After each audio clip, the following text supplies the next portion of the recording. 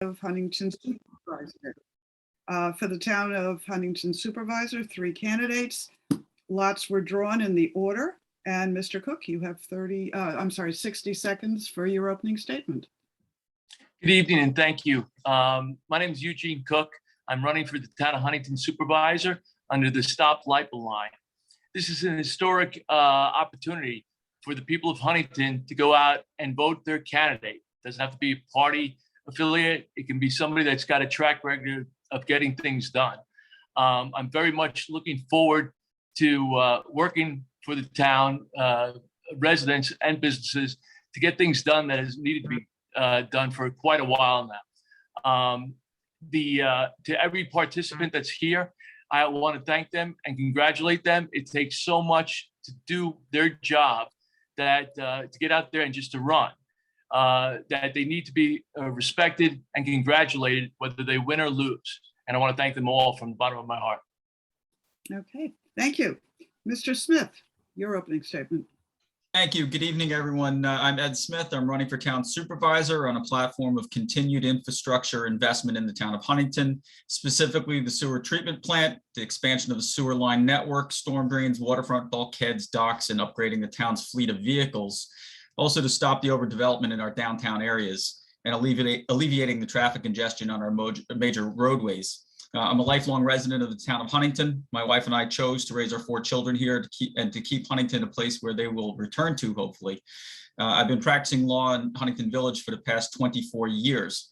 I'm a Marine Corps veteran. The style of leadership I bring to the town is very direct. I give clear orders and follow up with dry-eyed accountability. Everyone will know exactly what is expected of them in the town and how their success will be measured and rewarded accordingly. They will know where they stand at all times with me. I don't bring surprises and I don't tolerate drama. Operationally, my goals in the town will be to streamline town hall, put as many services online as possible. We've maintained the town's AAA bond rating and have a 0 fiscal stress rating from the Okay. Thank you. Thank you very much, Mr. Smith. And Ms. Sanis, your opening Hi, statement. everyone. I'm Rebecca Sannon. I'm not a politician. I'm a lifelong public servant who loves Huntington and has the head and the heart to advance a bright future that benefits everyone in our great community. As the only female candidate for supervisor in a town that has never had a Democratic female supervisor, I want to thank the League of Women Voters for all that you do to advance voters' rights, to protect our democracy, and to strengthen opportunities for women and thereby our whole communities. I'm running because I believe that our town is mismanaged and we're at a moment in time in history that calls for strong executive leadership, empathic leadership, and passion for the work. I've been on a listening tour of every hamlet and have met neighbors all across our town, and we all want something very similar: a quality of life, access to opportunities, and the chance for our families and our businesses to be successful. These are not Democratic or Republican premises. People want leadership to work for them, to fight for them, to protect them, and to listen to them. And I am that leader, and I appreciate your time tonight. Thank you. Okay, thank you, Ms. Sannon. So Mr. Smith, you get the first question and we'll rotate around. What do you think are the most pressing problems facing the town in the coming year? In the coming year, definitely development within the town. That's always been a pressing issue on how we're going to continue to move the town forward, but keeping the development in check, particularly apartment buildings in our downtown areas. Traffic is a major concern. Parking is a major concern. Our taxes, always a top concern. Maintaining our AAA bond rating, maintaining our 0 fiscal stress from the comptroller's office is an important metric that we want to maintain, and also holding the line on taxes. The 2022 budget, you'll see, it's a 0 growth on all fronts except for the contractually obligated payroll for the collective bargaining agreement. But one of the other things, and I harp on it all the time, is infrastructure and sewers, but also garbage collection. One of the things that this is more than a year out, but it's something that we have to start addressing immediately. And that is the collection of garbage and where we're going to dispose of it, because the Brookhaven landfill is closing in 3 years. And when that happens, we're going to be transporting our garbage ash to Western Pennsylvania and/or Ohio. Has to be addressed. Okay, thank you. Ms. Sannon. Thank you for the question. So the greatest issues confronting our town right now, first and foremost, every third door I knock on of the thousands of doors is the building department. The fact that the building department is broken, that it takes months to get permits, affects people's access to job during a time when people's lives have been destabilized. It's impacted people's ability to upgrade and improve their homes. And quite frankly, what I hear all the time at the door is just the challenge of even hearing back from town hall. And those are things that absolutely have to change. Our environment right now with climate change is something we need to absolutely invest in. And I have a very strong environmental platform and strategy to do just that. I think strategic planning in general has been missing in our town, and that's a big part of what we need to do in this next year, because with the infrastructure dollars coming from DC, we can either improve people's lives and be judicious stewards of those dollars, or we can do what we've seen to date, which is, putting people who are unqualified into positions of leadership and really supporting patronage instead of supporting quality of life improvements that people deserve. And lastly, I would just say that I think a big part of what people expect from their government is a COVID recovery plan that works. It supports our small businesses, that helps families that have been hurting, and that is strategic, innovative, and collaborative, involving our civics, involving our school districts, involving community, involving all the wonderful stakeholders that make up this great town. Thank you. Okay, thank you. Mr. Cook. Well, business and family financial issues due to COVID is a huge issue that we have to address.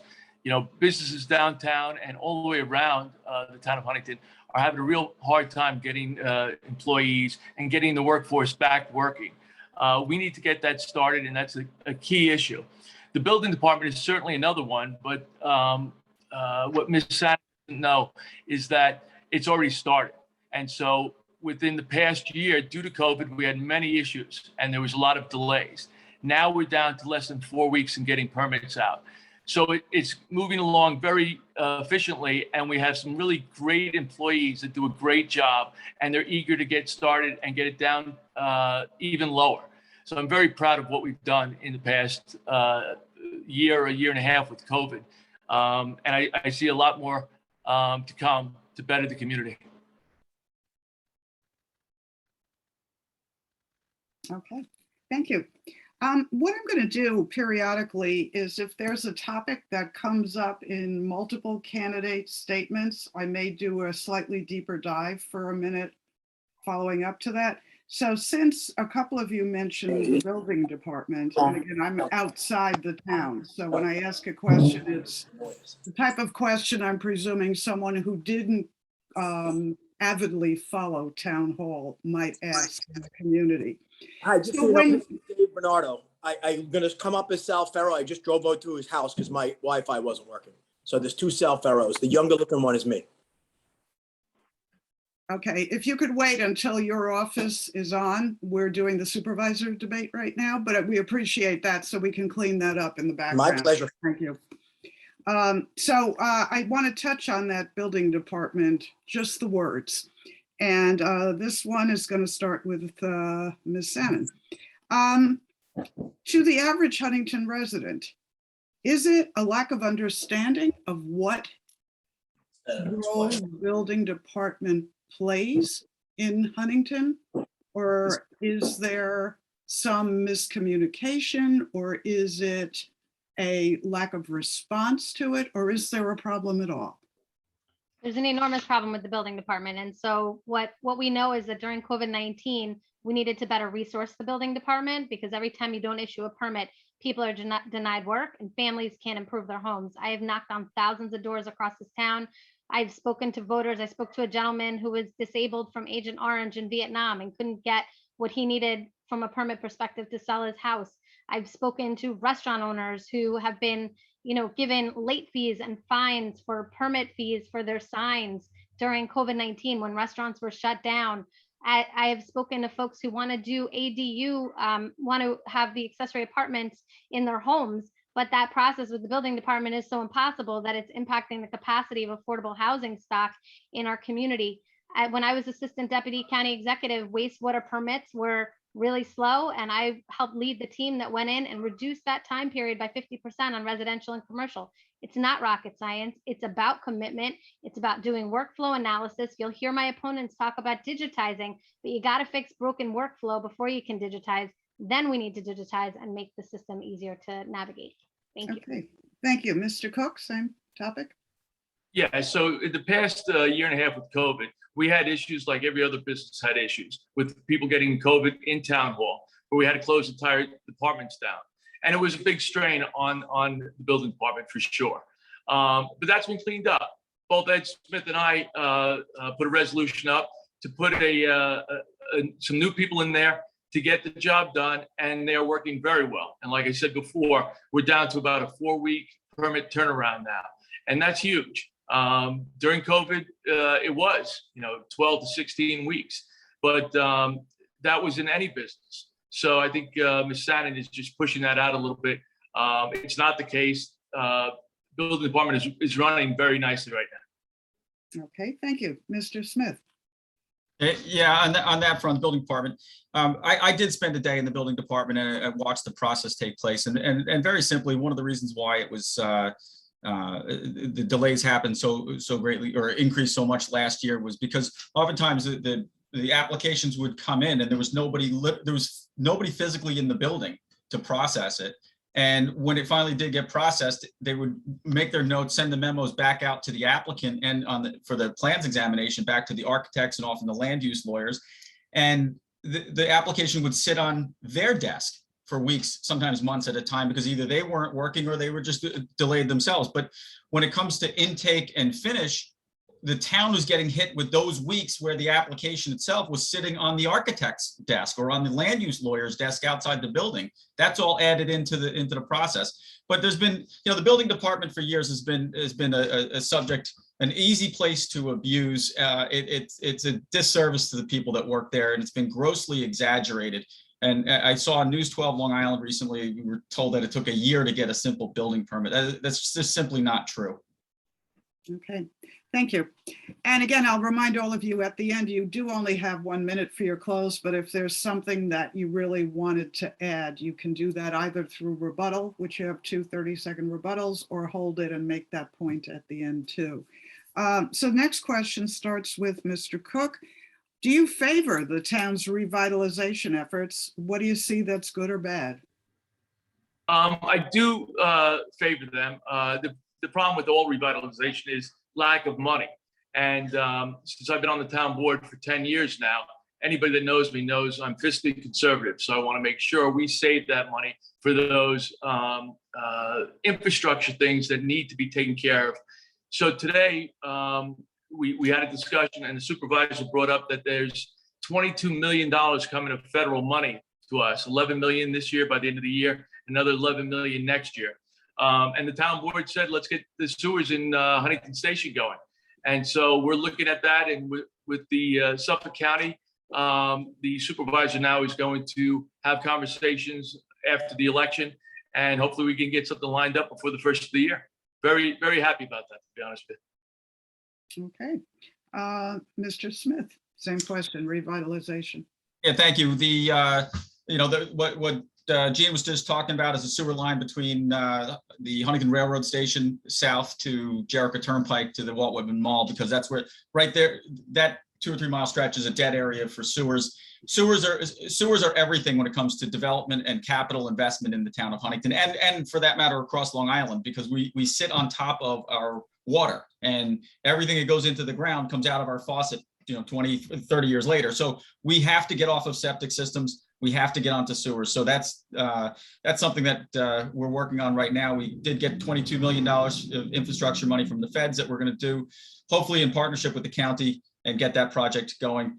We've been working on revitalizing the downtown areas and small business through expansion of letting restaurants use the sidewalk and parking areas. And we worked that out with the state to allow the use of the state park, the state right of way. That has been continued. We're going to revisit that later this year and do everything we can to support small businesses in Huntington. Thank you. Okay, Ms. Sannon? Respectfully, I would say that I don't think revitalization is happening right now. Certainly, I agree with both Mr. Cook and Mr. Smith about the need for sewer infrastructure, and I support the need for sewer infrastructure in Huntington Station. But it's more than that. When we talk about revitalizing our entire town, the 98 square miles of our town, there's corners all over every hamlet that needs support. So when you look at our waterfront and the opportunity for revitalization there, in 2002 you had 4 or 5 environmentalists. You're down to 1. When you look at Melville needs a master plan. They're facing the Amazon warehousing that many people are very concerned about. Our main streets have vacancies. Larkfield Road, when I knock doors in East Northport, people are very concerned about the amount of vacancies, and there isn't a small business strategy in place to really bring people back. So I go back to needing a COVID recovery plan, and revitalization means addressing the issues you have today, like dilapidated commercial properties and homes. You can't bring in new investments until you fix the crisis you face today, and we have that in many places throughout the town. Okay, thank you. Again, I'll build on that one a little bit, and I'll start with Mr. Smith. The words that we were using interchangeably were revitalization and infrastructure. 2 questions. One, what really can be decided and done on a local level, a town level, when you're talking about federal money and state money to some extent? Where are the decisions made, and what are the confining structures? And at the same time, you're talking about revitalization, which is something that I'm hearing, obviously, and we all are a lot, but the world of retail is not what it was even 5 years ago. So what do you do as a town supervisor? So Mr. Smith, would you take that wherever you want to go with it? Sure. So the first thing is that the town has to get out of the way of small business. What our role is to set the stage where everybody has an opportunity to open a business in the town and to keep their business functioning with the least amount of government interference as possible. The last thing on earth a small business owner wants to hear is that the government is their partner in their business.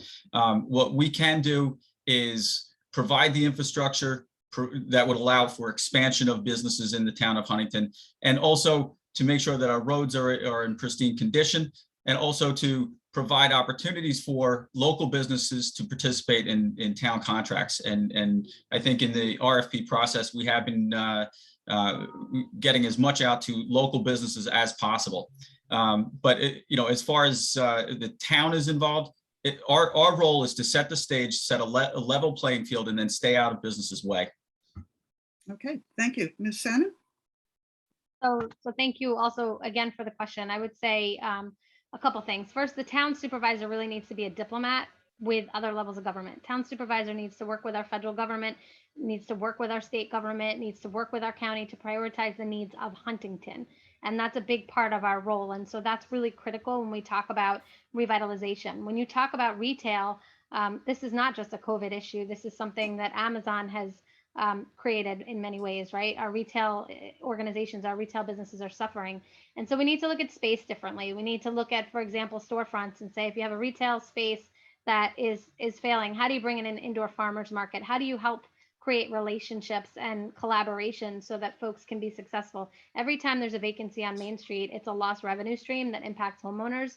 So while I agree with Mr. Smith that we don't want to be interfering, I very strongly believe we should be partners. We should be working with our bids, with our chambers, and we should be informed by our business community about how we can be supportive of their success.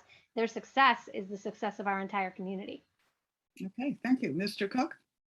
I've been a businessman for over 40 years now, and I can tell you the biggest problem is government. Government gets in the way. And the fact of the matter is that when you see business people coming to this town, they want storefronts, they will make it happen. We have to be adjusting what we do as town government to allow them to expand their businesses. Just recently, I was called by a company from Philadelphia who is starting something over in Walt Whitman Road, where people can get online and order their groceries and have them delivered for $1.95, okay? It's an awesome idea, it's an awesome project, and we have to be in the forefront of helping them get the permits they need, get their business up and going as soon as possible, and see what happens. Small businesses like that are what generates all of the income in the town, and we have to be very careful. The biggest employer in town is the town of Huntington, and we need to be very careful about what we do and how we do it. We should be the best we are, and that needs to be fixed, and that's why I'm running. Okay, thank you. Next question now, we'll start with, let's see. Oh, Mr. Smith, you went, right? I told you I would, yeah, you started this question already, right? Choice, yeah, honestly, I don't remember either, so. Yeah, you started it. So Ms. Sannon, you're going to start with the next question. Okay, and that is, New York State is requiring municipalities to reduce the amounts of polluting wastewater that enters Long Island Sound, Peconic Bay, and the Atlantic. How would you ensure that Huntington's wastewater and runoff is well managed so our water quality is improved? Thank you for that question. So water quality and the environment is something that is very important to me. We have an issue with leaf blowers in our town, with gas-fueled leaf blowers, often, putting leaves into our storm drains, and this is something that and runoff and other material from the lawns into the storm drains. This is something we have to deal with head on. We have issues related to public education around dog waste and what it does to our water, because we live above an aquifer. We have issues related to pesticide overuse. Certainly, as town supervisor, I would be looking to establish programs that teach people how to naturally and organically care for their lawns. And our town properties, I would ban Roundup and other toxic chemicals that are dangerous. I would also engage Department of Health or Stony Brook to do a study of our waters, because we need to find out exactly what the cause is of these algae blooms, whether it's septic systems, certainly sewers are part of the answer, but what is exactly causing our problems so that we can effectively solve it. We need to act from a data-driven perspective to address our water quality issues, and that's what I would do. Okay, thank you. Mr. Cook? Yes, the MS4 project needs to be administered by the town, and we need to have education to let people know that. That's pretty simple, because education is the key. And in having seminars, web seminars, things on our town website to help people understand what's going on and what pollutants are going into the water, I think are key. Education is absolutely the key on this one. And with the town picking up the MS4 project and doing that properly is key to get the clean waters, or at least cut down what's going into the bays and harbors. Okay, thank you. Mr. Smith? Thank you. Sounds like a broken record, but sewers. One of the things that we have to do is obviously upgrade our sewers and increase our sewer lines, but also that ties in with the overdevelopment that has taken place in the downtown areas of the town, where we didn't have the sewage capacity to accommodate it. Because even though we do have a very modern sewage treatment facility in Centerport and in Halesite, the reality of it is that at the outflow of those sewage treatment plants, that's not Poland spring water coming out the other side. It still does have contaminants. It's just very low, and the more that goes into it, the more that comes out the other side, even though it is much cleaner, but it's still one of the major contributors to pollution in our harbors and waterways. The storm drains, that's, I know Highway's going to discuss that, but they are not on a regular maintenance cycle. They've been ignored for decades, frankly, and need to be addressed on a more regular basis. But the town leads the way on electric leaf blowers. Our general services uses them in Heckscher Park, which is our central park. And I think everybody's going to be pleased at today's town board meeting, where we're going to have a 5-0 vote on banning gas-powered leaf blowers on Saturdays. Okay, thank you. I want to keep going a little bit on this subject. So Mr. Cook, the next question will start with you. Along with water pollution, a couple of people, I think, mentioned the deadline on the closing of the Brookhaven landfill, and what are we going to do with our garbage? A couple of questions. There's enormous amounts of waste being produced throughout Long Island, and disposal is not really my question. If people continue to create the tonnage of waste that we have, it's an insoluble type problem. So what would you recommend doing to educate consumers about reducing waste? And at the same time, what's your attitude towards the plan to have the manufacturers of plastic that's not recyclable share some of the burden of the cost to the town to get rid of that stuff. So, Mr. Cook? So what's very interesting to me is I do a lot of research and studying because of like Amazon and companies that are sending things. We have a huge amount of cardboard. The good thing about it is cardboard is easy to recycle, and we're starting to make money on recycling that cardboard. Okay, so Waste Management is doing a very good job with that, and that will help, but it's not going to offset the issues we're going to have in the ash and the things that we have to ship out of Long Island. One of the things that I was looking into was for plastics. There are machines being made now that can recycle that plastic and produce actually biofuel so that you can use it in trucks, diesel trucks, and that kind of thing, and diesel generators. The interesting thing about that is it's not that big of a deal. The problem is you need a lot of material to make gallons or barrels of diesel fuel. So what I'd like to see happen is perhaps partner with somebody like Arizona Beverage or the other towns and see what we can do and put one unit in there where everybody benefits. Okay, thank you. Your time's up. Thank you. Mr. Smith, 1 minute on that. Yes, thank you. The first thing I would do is I would increase our recycling program tremendously. I think our town does a good job with it, but it could certainly be better. And one of the ways I think we have to start exploring is organic waste recycling. I know the state is going to start it on January 1 for commercial facilities. I think restaurants and catering facilities have to start a separate stream of organic waste recycling, because simply, you were talking about food waste. It's very heavy, and as you touched on in your question, everything in the solid waste management business is governed by tonnage. Everything comes down to the weight of the garbage that's being hauled, because it has to go in a truck, and the truck has to move it, and weight is everything. We have to make a concerted effort to reduce the amount of tonnage that we put into the garbage stream and the recycling stream every year. And in particular, we have to go to the manufacturers and start insisting on the reduction of the packaging that they use for their products. It's absurd the amount of materials that they put into the recycling, into the stream of commerce just in packaging. So that would be one way we could do that. But recycling is going to be the answer, and it's got to be expanded, and it's got to be something that we have a big education program for. Okay, thank you. Ms. Shannon? Well, I agree with Mr. Smith about recycling. I think we need to look at ways to make recycling easier and to certainly expand that program. We also need to look as a town at our own use of plastics. I think I'm probably going to get in trouble with Mr. Relli and Mr. Sorrentino, but I think we should look at whether or not we should be picking up our leaves and putting them into plastic bags, or whether or not there are other options that make sense, and learn from other municipalities that are using other methods to collect. We need to create composting programs in the town of Huntington. I feel very strongly that we need to do that.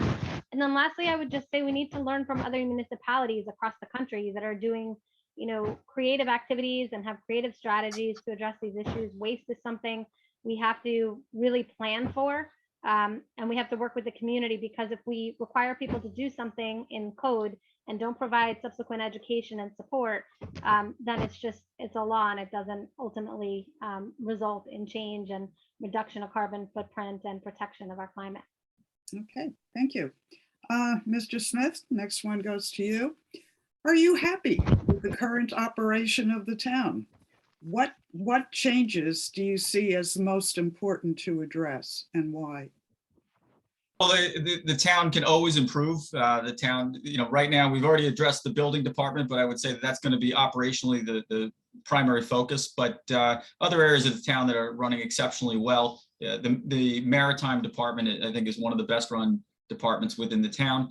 One of the places that I would spend a significant amount of investment is in our IT. One of the areas I'm not happy with where the town is right now is in our information technology. I think there's a lot of services that we can put online. It's certainly something that's a bit it's a bit antiquated. The town's website's a bit antiquated. I'd love to see that get updated. And, we just talked about waste management, but I think the expansion of the recycling program is somewhere where I would look for improvement in the town. Okay, thank you. Ms. Shannon? So no, I'm not happy with how town is running, and that's why I'm running to be your next town supervisor.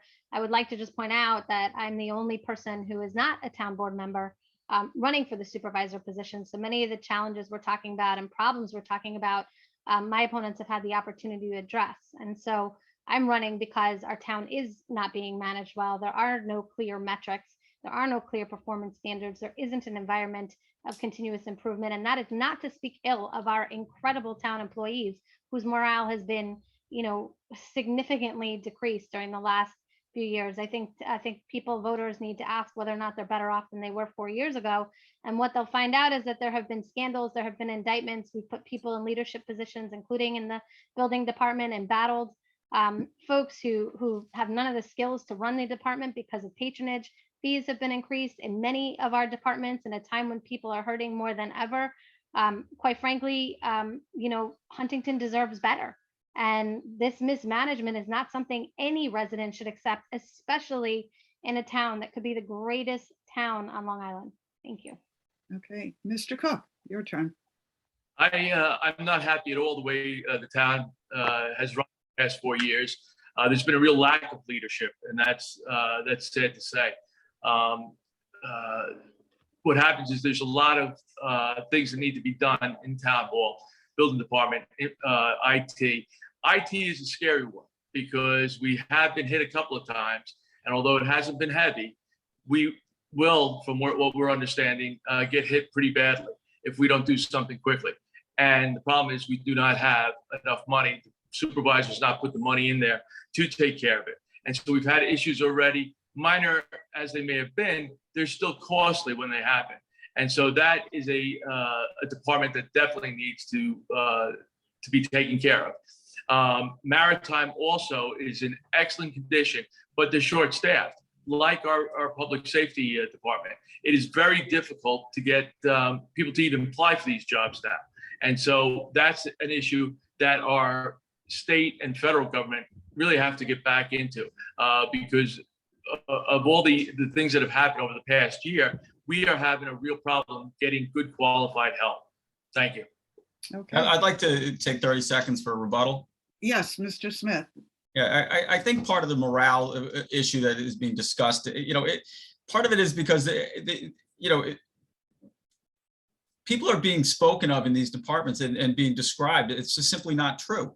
The scandals that you speak of, these are personal matters by individuals in the town. The indictments were personal matters. And these can be said of the county government where my opponent came out of, that where the district attorney, the police chief, the head of public corruption was indicted and is going to federal prison for public corruption. So it's ridiculous. And the Parks Department has been disparaged. Maritime is being disparaged. The building department is being disparaged, and it's all grossly exaggerated. Okay. And again, you can return to this in your closing statement if you prioritize that. I'd like to rebut that. Yes, Mr. Cook, go ahead. Very simply, when we have the leader of the town of Huntington with personal problems or whatever it is, it affects everyone that works in the town. And it's absolutely astonishing that Mr. Smith would say that when the fact of the matter is he knows better. It has hurt the employees because they've lost their morale because of it. And there's no ifs, ands, or buts as far as I'm concerned on it. And Okay. if I could Thank just, Yeah, you want a rebuttal too? can you Okay. rebut a rebuttal? I'm confused, but no, absolutely. I'd like to just say something, and it's not to rebut what Mr. Cook said. It's actually directed at Mr. Smith. Look, when you put a former judge in charge of the building department, when you put people in charge of departments that don't have the requisite skill set, the reality is that's how you hurt people. That leadership starts at the top. And when you want to build strong morale, this is something I'm deeply committed to. When you want to build strong morale, you honor people by giving them the best leadership that they can have, to give them the tools, to give them the resources, to give them the training, and to encourage them. Our staff in Huntington are amazing, and they have not been invested in the way they should. And when I am the supervisor, they absolutely will. Okay. All right. Thank you. I have time for one more round of questions, and then we'll go to the closing statements. So Ms. Shannon, you actually start the next round. I once went to a conference where they said anytime there's a group of decision makers sitting around a table, there should always be an empty chair, and that's for the next generation. If you're a supervisor, what are you going to do with that? Love that question. So let me start by saying that in my current role and in the work I currently do as CEO of a nonprofit, one of the greatest things we do is we bring people together and coalition build, and we convene folks. And one of the things that we do when we do that is we look at not just who's at the table, but who isn't at the table. And we ask the question, why? We have to do a much better job of reaching out to our younger generations and making space for them and asking them about what's important to them, not defining how they're going to contribute, but to ask them how they want to contribute. We have to create pipelines for young people to engage in civic life, to know that they can be leaders, that there's a place for them in town government where they can shine and where they can contribute back to the community that they so love. I've spent my career lifting up young people and lifting up families. And I believe that a big part of how you make decisions in a way that honors that is by having that lens in all the decisions you're making, whether you're talking about housing and making sure young people can stay here and live here, whether you're talking about walkability, which is something we hear that is so important to our young folks, whether you're talking about economic development, jobs, making sure that that lens exists to support our young people and to listen to them and learn from them. Thank you. Okay, thank you. Mr. Cook, you're next. Yes, I think our young people are amazing, okay? They don't need us to be making decisions for them. But when we sit down and we're talking about things, we need to think not only about today and tomorrow and a year from now, but we need to talk about 10 years, 20 years, 30 years, 50 years down the road. Those people that are managing the town at that time will know how to handle it. I'm sure of that because we have some great young people out there, that's for sure. And the interesting thing is that we have to, and I believe I do, look out to the future. So when it comes to infrastructure, I go out and I plan for the future. When it comes to IT, I ask them, plan for the future. When it comes to the building department, I say, let's plan for the future. And today I had a great conversation with our building department personnel about what we can do to make it possible to get permits in one day. And to me, this is the kind of conversation you have to make sure that in the future, we can get everything done and make sure that the young people that are managing the town at that time can still work with all the needs that they have and that everything's been set up nicely for them. We're just here for a temporary time and everything off to them. All right. Thank you, Mr. Cook. Mr. Smith, same question. Number one thing, affordable housing.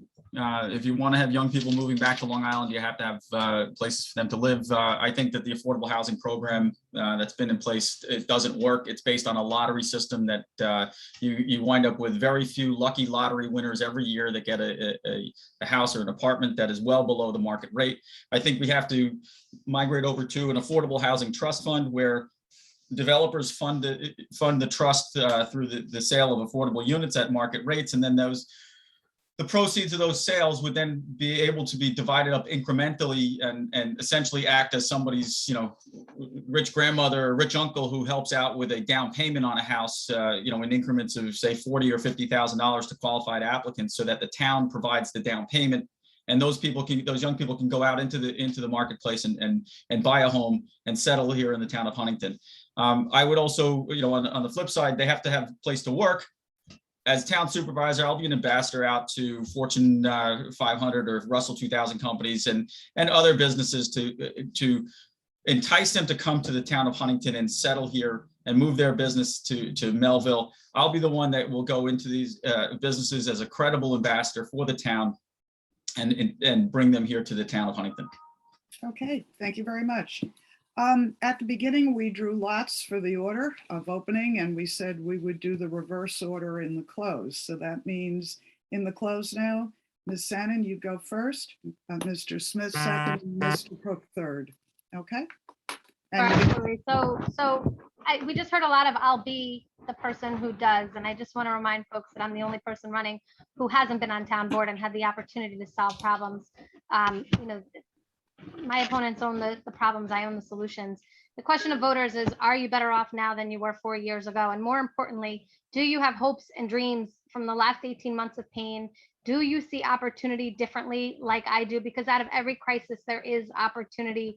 And just as I helped lead the county through Superstorm Sandy, and just as I've helped lead the human services sector through COVID-19, I will put every ounce of my intellect, my strategic approach, and my heart and my love for this town to work for you. I would think of it as the biggest honor and privilege to serve as the first female Democratic supervisor in the town of Huntington and to work with all of you to create our brightest future. Together we get it done. And when I'm at the dais, all 200,000 and so residents will be with me at the dais. Your hopes, your dreams, your businesses, and your families will guide my decision-making. You won't be in front of me, you'll be with me. And I will come to you, I will treat you with dignity and respect, and I will change the tone in the town to one of collaboration and success. We get there together because Huntington deserves better. Thank you. Thank you very much. Mr. Smith, your closing statement? Yes, thank you. I just want to thank everybody for being here and having a good discussion. I love this town. I'm a lifelong resident of the town. My wife Coriander is also a lifelong resident of the town. We have 4 children here and I have 2 away at college right now. And I truly want this to be the town that they return to. But that's not going to happen unless we have a concerted effort in making this town the place where young people are going to return to. And the way that we do that is by providing opportunity, providing jobs, and attracting businesses to come here and expanding the businesses that are currently here. As your town supervisor, I will make that a priority, along with the expansion of our infrastructure and the improvement of our infrastructure by investing in a sewer line between the train station and the Walt Whitman Mall, improvements in our waterfront, make sure our water quality is as best as it can possibly be. Our drinking water is as good as it can possibly be, and addressing the 1,4-dioxane problem that we have at our wellheads. I want to be your supervisor. I think I've done a great job. I think my voting record speaks for itself. I'd be happy to discuss every single vote I've ever taken on the town board because I think it speaks for itself as well. But I ask, well, I'm out of time, but I ask you for your vote and I will not disappoint you. Okay, thank you, Mr. Smith. Mr. Cook, your close. I'd like to thank the League of Women Voters for having me here tonight. This election is a historic one. Residents have an option of 3 different candidates. One who has not been put up by a public party or a political party, I should say. The end result is that I want everybody to take a look at what I've done in the past 10 years. I've been fiscally responsible, how I have gone out and helped the residents, whether it's seniors, whether it's veterans, whether it's children, whether it's the police getting involved with the community. We have a lot to do, and there's only one person here tonight that has the experience, and that's me. I ask you for your vote, and I thank you for the time. Okay, thank you. And I think you all know that the absentee ballot process is hard at work right now. A lot of people have already received their absentee ballots, so the message is really important to get out. Early voting starts on October 20th. Russ, do you have my phone? Can I hear it for a second? And election day. So thank you 3 for your supervisor efforts, and we wish you all well. Thank you. Yes, thank you very much for attending. That was terrific. Thank you. Very Good night. informative. Thank you. Nice job, everybody. Okay. And we'll move on to the 4 candidates for Huntington Town Board now. Lisa, Yeah. before we do that, I need 1 minute break.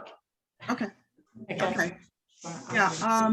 Liz, would you be able to potentially turn the video off for the people that have already spoken? I mean, they would have been on the dais so they can hear, but it's less distracting. We could shut our videos off. I shut mine off.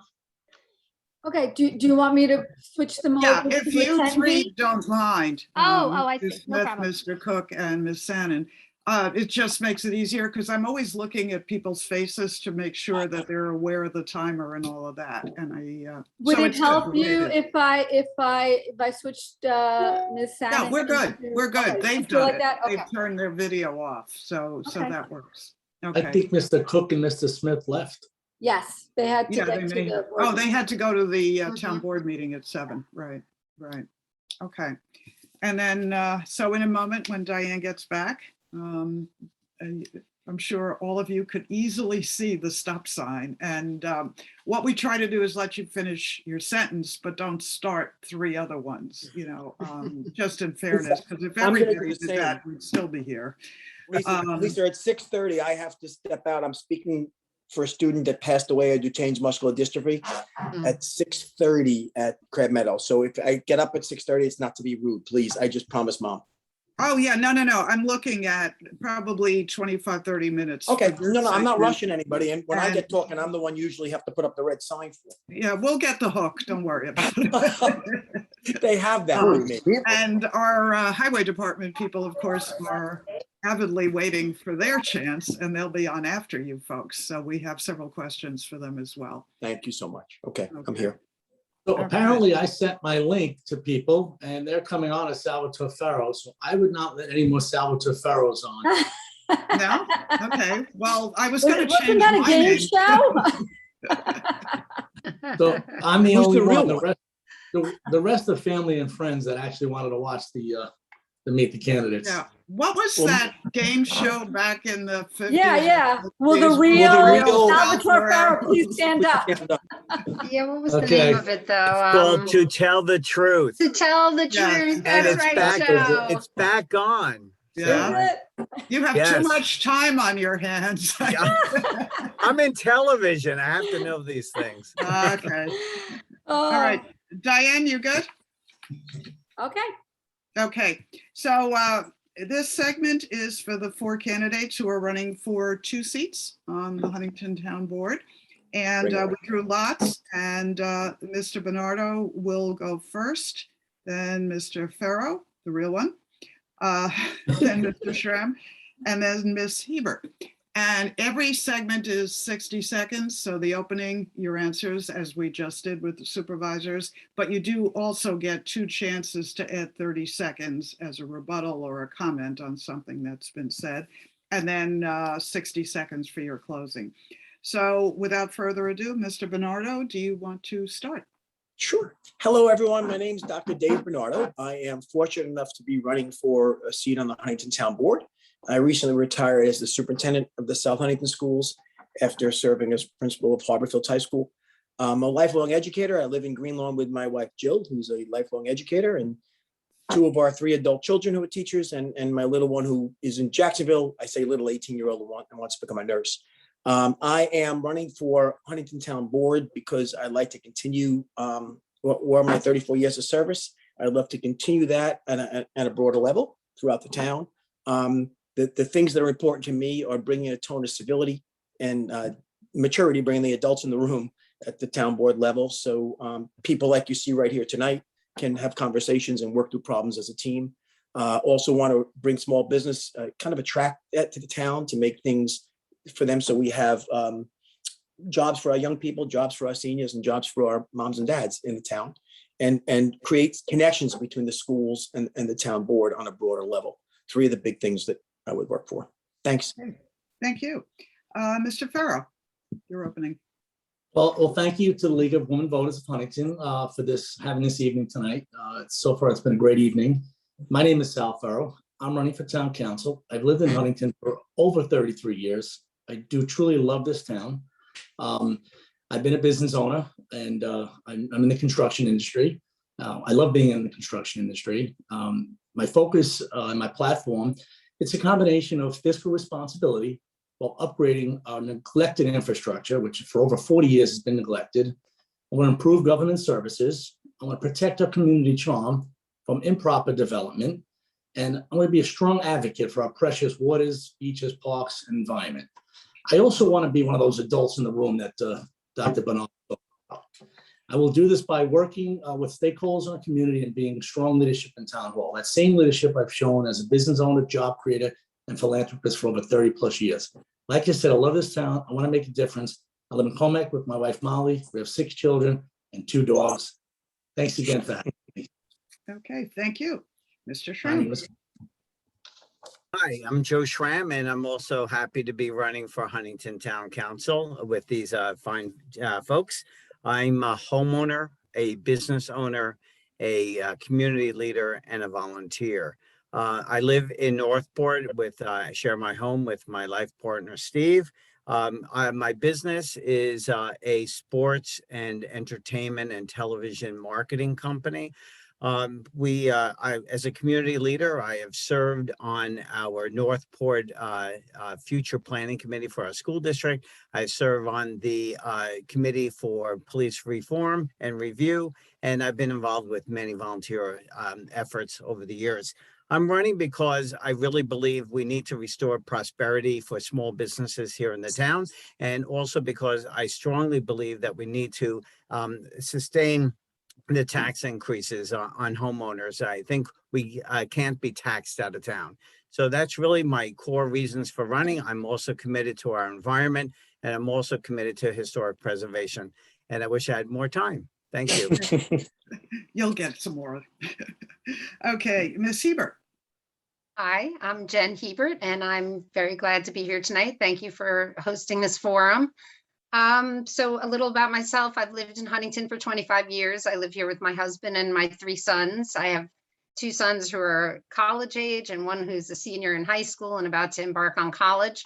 So I have worked in Huntington myself for a number of years. I'm the director of a nursery school, a local nursery school that's right in the village.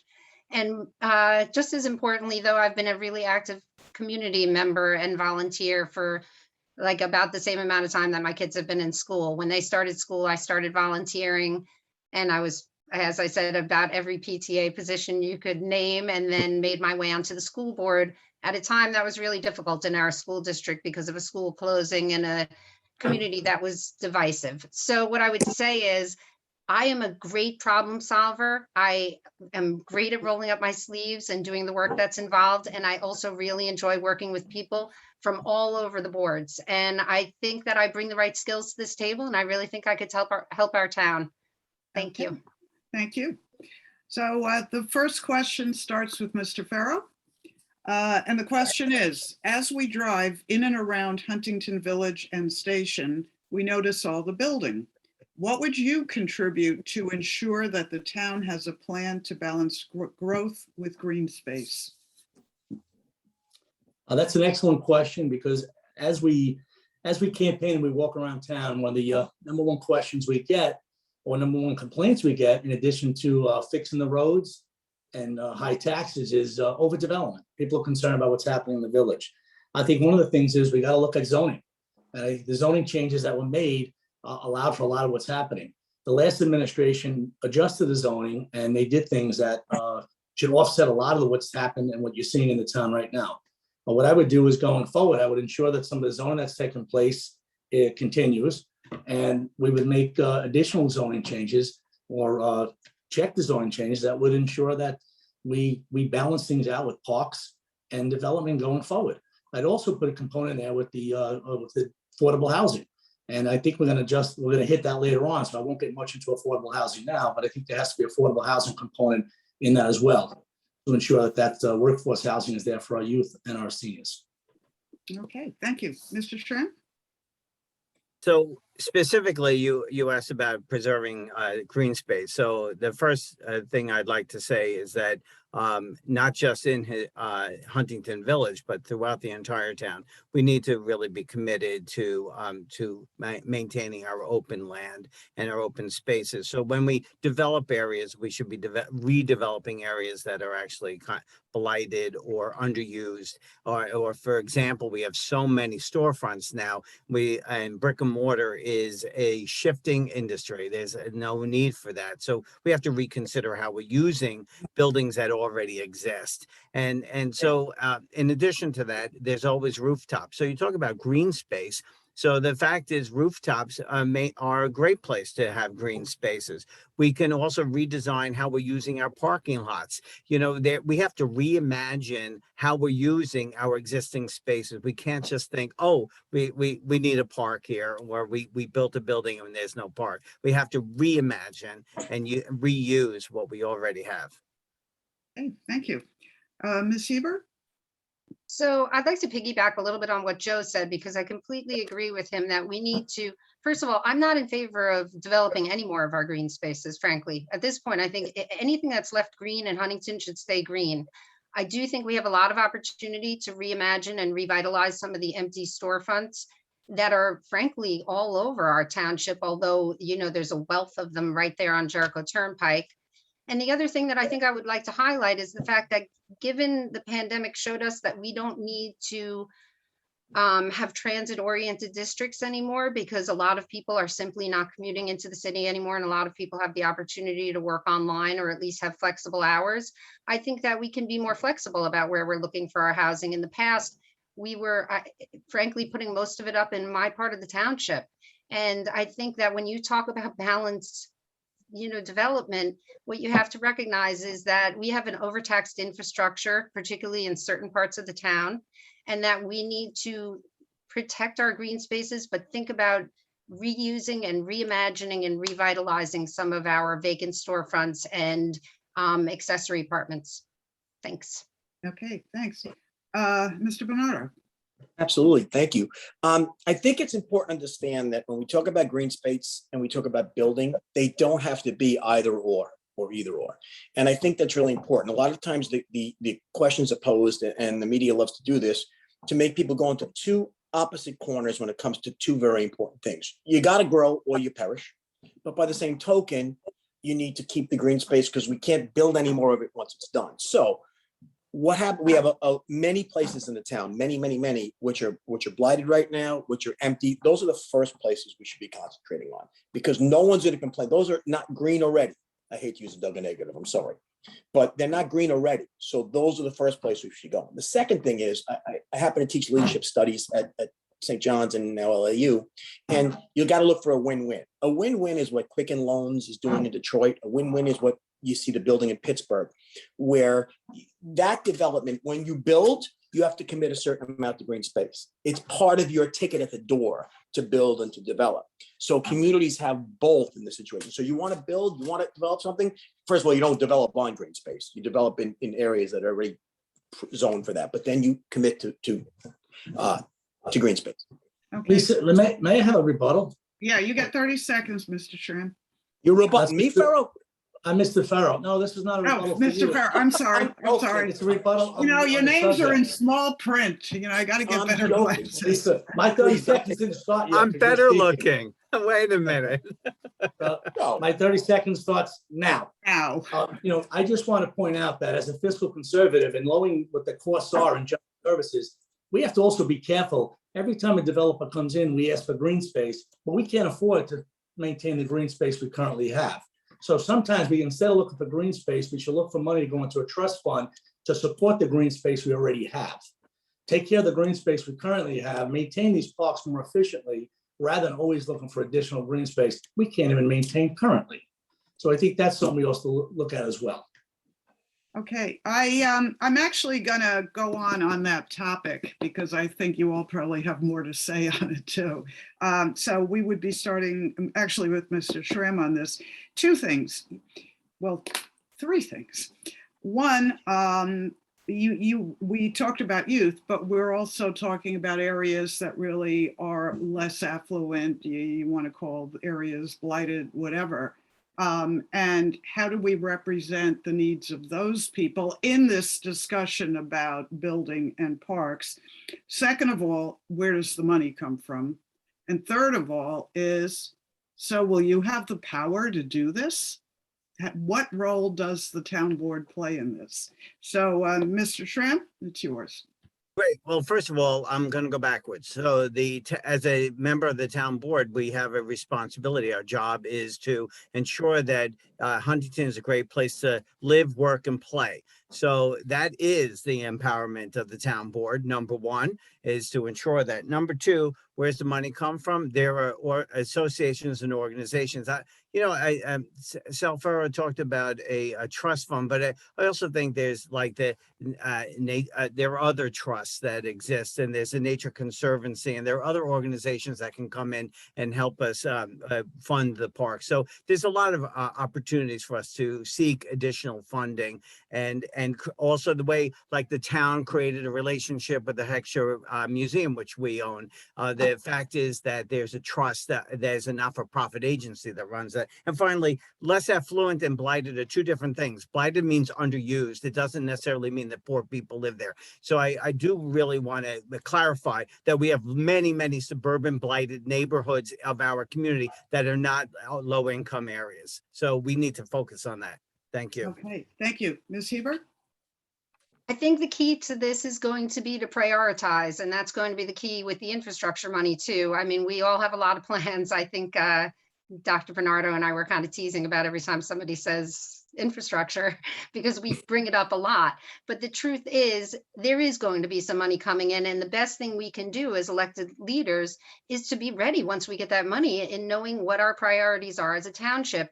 And frankly, one of my priorities would be to make sure that there are green space and actually some kind of a rec center for some of the kids that live in the less affluent areas, because frankly, there are parts of our township that have a, skate park and an ice rink.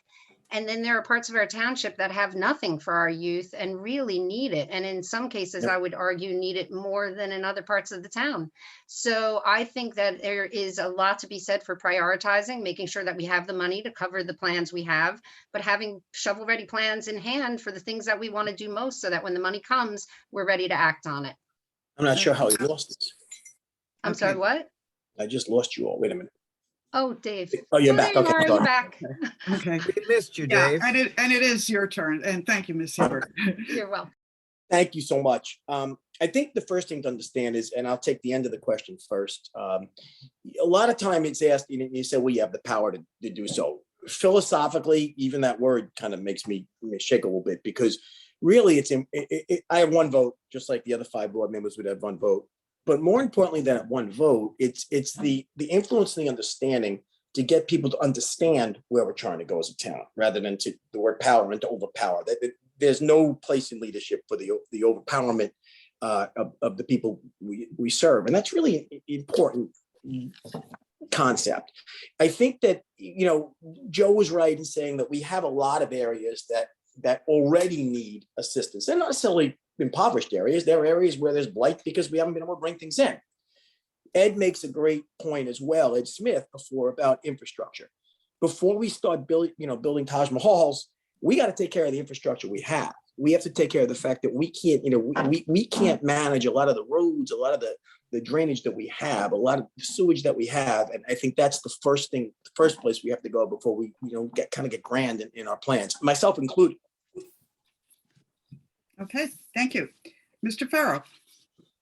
Thank you. This is a great question. I think the power we have comes from the people we serve, and we have to be doing it in a fiscal responsibility. We have an infrastructure that's been neglected for over 40 years, and the biggest thing we hear is taxes. So before we can go on and bring more to our tax base and look to create more overhead in places that we have to contribute more cost to, we've got to fix what we have.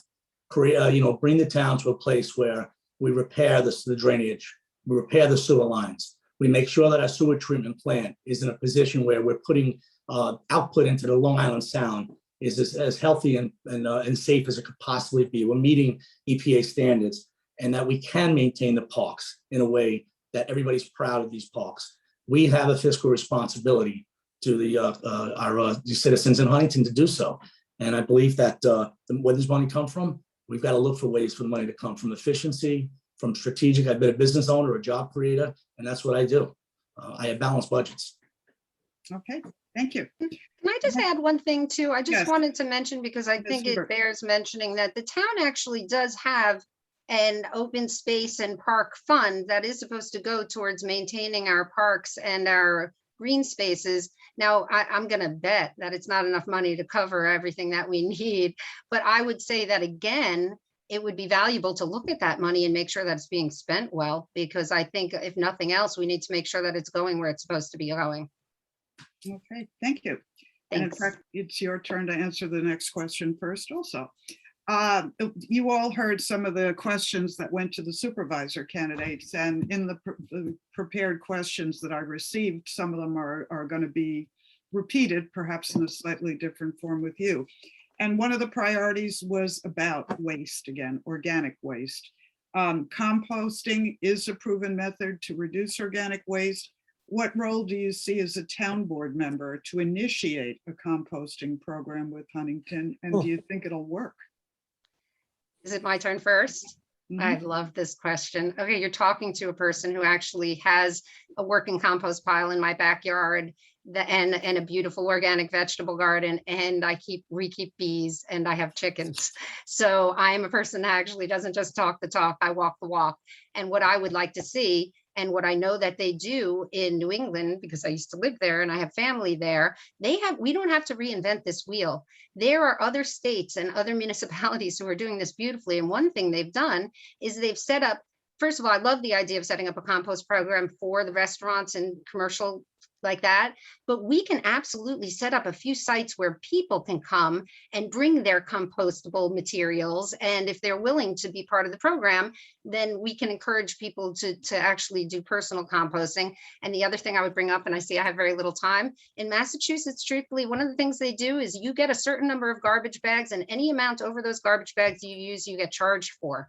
And that in its own way, it strong arms you a little bit into being a better recycler. And I would be willing to look at something like that if I thought that it would save our town a lot of waste material being carted out.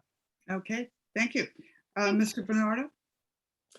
Absolutely. I think that the key thing to compost, and a lot of what Jen said makes a great deal of sense, is to build in financial incentives.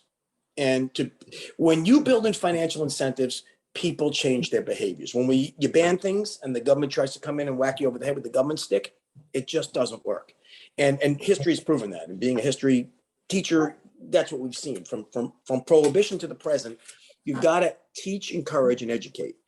Financial incentives are the key to composting. In other words, you have to make it in a restaurant in a family's best interest to compost financially. Just like when we started to make solar affordable and in your economic best interest, people started to move to solar. They didn't do it because it was a nice thing to do, although we wish we did. If we did that, Cuba would work, but it doesn't. You have to move people in a direction where, so the bottom line is there should be huge tax incentives to compost, to be environmentally responsible. If those incentives are there, people will do it. Okay, thank you. Mr. Farrow, same question. Yeah, I think this is a very important topic. I think last night there was a debate and we ended it with a topic on landfills and the global crisis with trash. I think that composting is one issue, and there's no doubt I would support something around that. But you know, the United States is the most wasteful country in the world. 4% of the population, we have 12% of the solid waste, and it's a global issue. What we have to start doing is, in addition to composting, we got to look at some of what some of the other cities in the world are doing. And Jen did mention that there are other places like San Diego and San Francisco, and New York was trying. They're trying to get to zero waste factor by 2040. Now, they're not on that target. They've had to move the deadline, but they didn't stop doing it. They've just looked for new solutions. The setbacks have been there, but part of it's banning products like styrofoam and maybe some plastics. We've got to look to manufacturers and start looking at the repackaging. Has anybody bought an Apple product and looked at how much packaging has been there and what it takes to open up an Apple product? We've got to look at resourcing some of our waste. We've got a landfill closing in 2024. The next one around us is closing in 2025, and then we're going to Ohio. So we do have a problem. We've got to look at it as an island. Okay, thank you. Mr. Shrem? Yes, yes, and yes. I think everyone is saying the same thing. We're and supposed to so- argue. Yeah, no, I think composting is great. I have to say one thing, you know, I'm unlike Jen, who I don't compost. And I have to say, I'm one of these people who loves my garden, and I garden quite a bit, and I know I have a lot of waste. And I always think, gee, wouldn't it be great if I had someplace else to put it? So I think, you know, Dave Bernardo's got a great idea. Incentivize me. I'll be happy to take it somewhere else. I just don't want it in my yard. And I think I'm not alone. I think that there are a lot of people who would agree with me in the town of Huntington, would be like, I'll compost, but not in my yard. And so if Dave, if you can figure it out, I'm with you. I hope to have the chance. Okay, thank you, gentlemen. So let me hop right to the question I asked the supervisor people as well, which is about next generation youth opportunity. And if you want to consider workforce housing an element of that. But I think the people who watch the debate really would like to hear your points of view on that. So this one starts with Mr. Bernardo. Thank you. That's a nice one. Work in terms of the youth. I think the first thing, and again, if you really look at research on what makes young people economically viable and successful in our society, I think we all know it's education, education, and more education.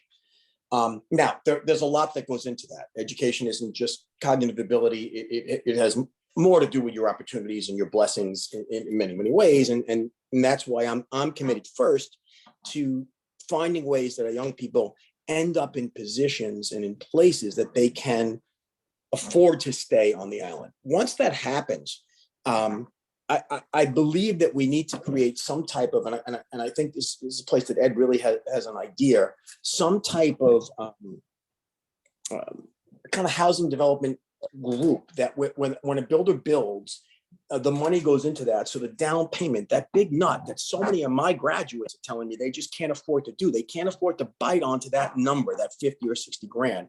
And I think when you build in our community, if your commitment went to that and that got divided over hundreds of people, we could have more of our young people living here. Okay, thank you. Mr. Farrow? Yes, thank you. This is a great question. Long Island, New York, we've lost seniors, we've lost our youth, people are leaving, and I think they don't have to leave. And I think it's a combination of things. It's housing is part of it, jobs, and entertainment. The kids want somewhere to go. They want a place where they can not only live, have a great job, and I think those three make it up. As far as housing goes, we do need workforce housing. We've got to work on it. Part of it's zoning, part of it's the place to go, part of it is working with the stakeholders, that people live in the areas, and I think that we as elected officials need to be part of that in that dialogue. The jobs, we've got a Melville office park that we need to really look at hard, turn that into a hub. It's got to be our hub, the Huntington hub, where people want to work and we could possibly live. And we've got one of the best downtowns in all of Long Island, which is Huntington. Those are three things that make Huntington the place for youth to stay. And this is a town that we can do and put all those together. We need to be not only hit our potential, we need to exceed our potential for youth to stay and also think about our seniors as well. Okay, thank you. Mr. Sherman? So first of all, I own a small business and I'm constantly looking for young people to work for me. And so I am challenged to find people who live in the Huntington area to work for me. So that's because they need affordable housing for, workforce housing. Let's change the term. So workforce housing. That reminds me of when I worked for Cablevision as a young man. I lived with a bunch of other guys in a house across the street from Huntington High School on McKay Road. So that's how a lot of young people get their first start. But we need to be building apartments in the town of Huntington that will help provide workforce housing. And therefore I'll go back to those blighted or underused areas like along Jericho Turnpike and Larkfield Road in East Northport. I know we talk a lot about Huntington Village, but I'm from Northport and I believe in this side of town. And I think East Northport's a great place to build a hub and focus on building a place where we can provide workforce housing. And it is close to a transit station where people will be able to get into the city. So I think we have a lot we can talk about and a lot to plan, but we definitely have to commit to workforce housing in this town. Okay, thank you. Ms. Hebert? One of the things that I learned as a school board member, and I actually loved the idea that things were trending this way, is that the schools, and I think Dr. Bernardo could attest to this, have stopped thinking in terms of just getting kids college ready, and they've started getting kids college and career ready. So I think some of our efforts have to go into basically supporting any programs that are going to train kids to get really good jobs and move away from the fact that everybody should go to a four-year college or a university because that's what everybody does. There is no one size fits all answer. And so I think we have to support every possible kind of program like that. And that includes internship programs and training programs and really supporting our labor unions who have these wonderful mentorship programs, which I think are basically could use more support because those are some fantastic jobs, particularly with the infrastructure money coming. in terms of housing, it's the same thing. There is no one size fits all housing. And so we need to be really creative about the kind of housing that we're going to offer in our township. I think we have to look at accessory apartments and allow older couples to rent out the larger part of their housing and live in the smaller part. Small fixes like that, I think will really help go a long way. Thank you. Okay. Dr. Bernardo, do you have time for one more question round? Absolutely. Okay. What I was going to suggest. And thank you is for asking. we'll do the round. And then Is if this the it's speed okay- round? Yeah, it's speed dating here, sir. Then I'm out. No, what I I was found the going to one woman who would suggest tolerate is, me. because I have a reasonably meaty question, I'd like to hear from all four of you. And then if it's okay with the other three, could we allow Dr. Bernardo to give his closing statement, but we will do another question after that. Thank you, and then Sal. you'll do Jennifer. Thank yours. you. Okay. All right. So here's the question now, and this will start with Mr. Farrow. What are your ideas on how to treat drug addiction, homelessness, and mental health issues in the town? And I might add, in a lot of studies, it seems to be the root cause of the violence uptick that's occurred in a lot of communities. You don't want to throw gun control and famine in there? Pestilence, too. Pestilence, yes. The rest of the question was, we don't seem to have enough or any long-term facilities to help these serious conditions in Huntington. So Mr. Farrow, you start that one. Well, we do have one facility, which is Family Service League, which is, I'm on the board of Family Service League, and they're an excellent facility, but you are correct. Services for drug addiction it's an issue. It's definitely an issue, and we need to really focus on government support in addition to, because many people don't have health insurance. Many people are not in a position to pay for the services needed. And many of the services are outpatient, and many people need inpatient, and there's nowhere to go, nowhere to turn. The government really needs to fill that. I'm not sure the town is really the place. I think the county and the state are really where to turn for stuff like that, but we need to advocate. We have a great place here in Huntington, a Family Service League. I do support programs like diversion as opposed to jail, to give people an opportunity to go for therapy and service and rehab and get training, job training. I also believe in like Narcan, community and family-based Narcan training to help people, because overdose is a problem. I have family in law enforcement who, when my brother was actually part of the opioid testimony that got us the opioid settlement in Nassau County. And I learned a lot from my brother of what's going on out there. And this is a really scary thing. We need help. Long Island needs help. And I've got people that are in my ear helping me and teaching me. It really needs to be done. And being on the board of Okay. Family Service League Thank has you. really helped me. I'm sorry I Thank went on. you. I'm passionate about it. Okay. Please. Mr. Shren?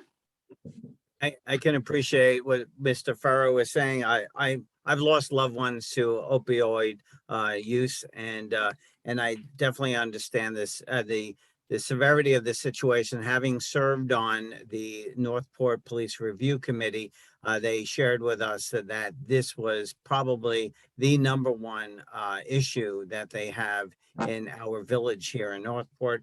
And so I know that we have a drug task force. I know that there's many issues that have been going on, but I think we have to support the programs that our police departments currently have going. I think that we need to expand that.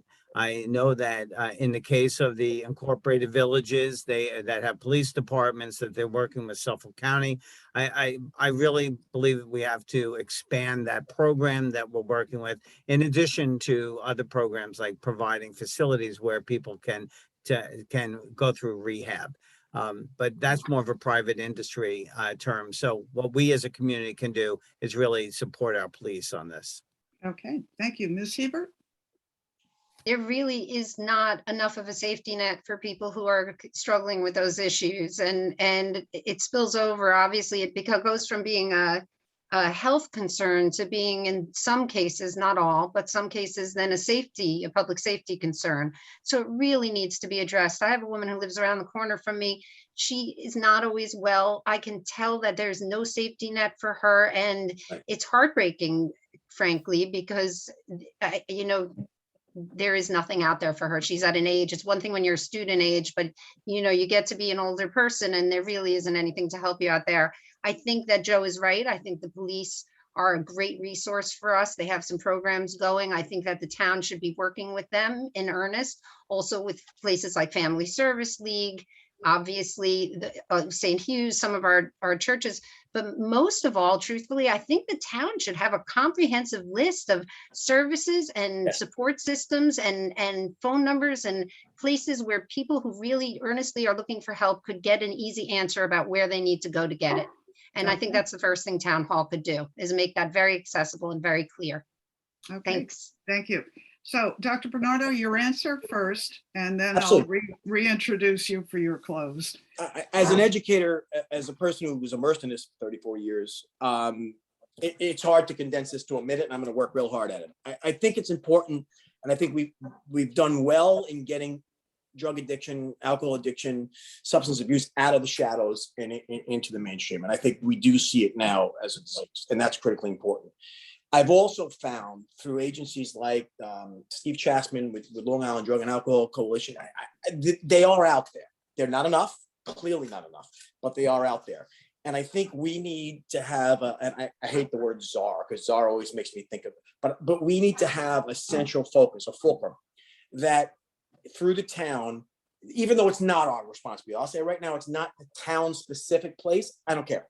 We need to have a central place within the town where we coordinate with those agencies. So when a person calls us, when a person's in a jam, I've had thousands of parents come to me over 34 years. When a parent's in a jam, when a kid's in a jam, they need a place to go. They need a person to call, and they need a godfather or godmother to put them in the right place. That's the role the town can serve. Okay, thank you. And because you have to leave, Thank you so much, Lee. 1 minute for your close. I want to close simply by saying, the very fact that you saw Sal and Jen and Joe say, yeah, go ahead, let Dave go, kind of shows you we've been headed, the four of us. And again, look, I love Sal Farrow. I think he'd be a phenomenal guy with me on the board. And we both know that. But I have come to respect Joe and Jen as two people who love this town, have great ideas. And I think the message we're sending as a group, and the message I like to send if I get on the town board, is that people with diverse ideas can work together.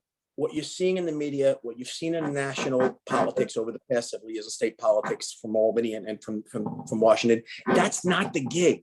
That's not how adults should act. And it might sound Pollyannic, but I've lived it. I came into a school district where everyone said, wait till budget season, it's crazy. And I said, it's not going to be crazy.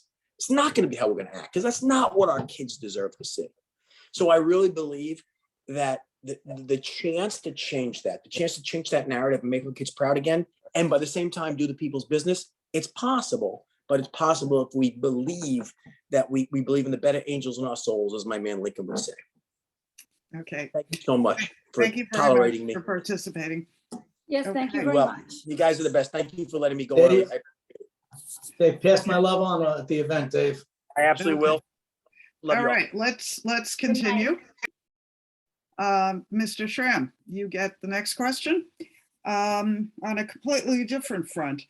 As state funding has dwindled supporting the arts, what and how could the town fund to expose more young people and adults to the advantages of being able to participate in art programs?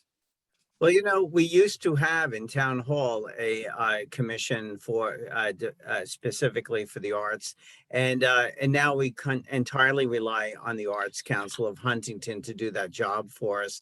I recently have had the opportunity to visit some of our museums, and I'll be visiting the Whirling Museum tomorrow in Cold Spring Harbor.